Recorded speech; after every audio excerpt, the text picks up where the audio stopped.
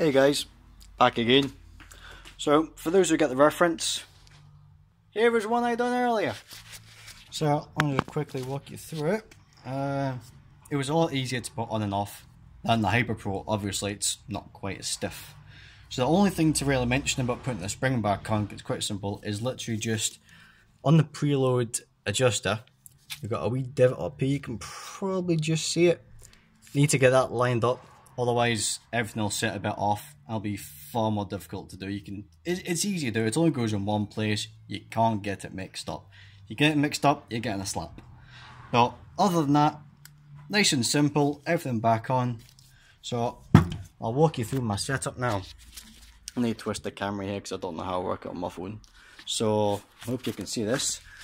What I have in my vise here is, on each side of these grips, I have some aluminium pieces, nice and soft.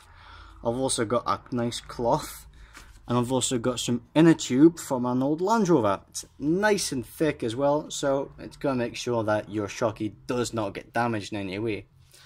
And for this actual spring, what I've got is not even rat straps, just some hand tighten straps. Again, some more inner tube just to protect the spring. I've got that on two sides, front and back. You can do three. I used three to take them off. Well, that's because those Hyper Pros, you needed a ratchet strap. They were ridiculously strong. So I'm just going to sit this down and let you watch and laugh. If you see me screaming, then don't worry too much. So you want to do a bit at a time, otherwise you're going to get a bit of a fright.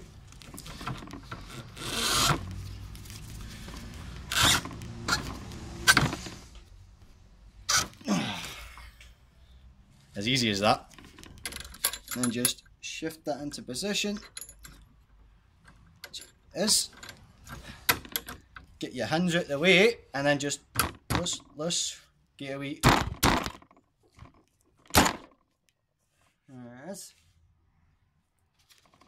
Just want to get that clamp sitting nicely, and then as simple as that. I hope you've got all that.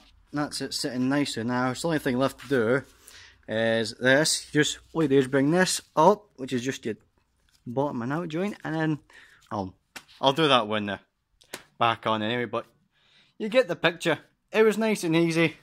Didn't take long. Some basic straps you can get for Halfords, Lidl's, bloody Asda probably. Saves you a lot of time. So any questions, let me know.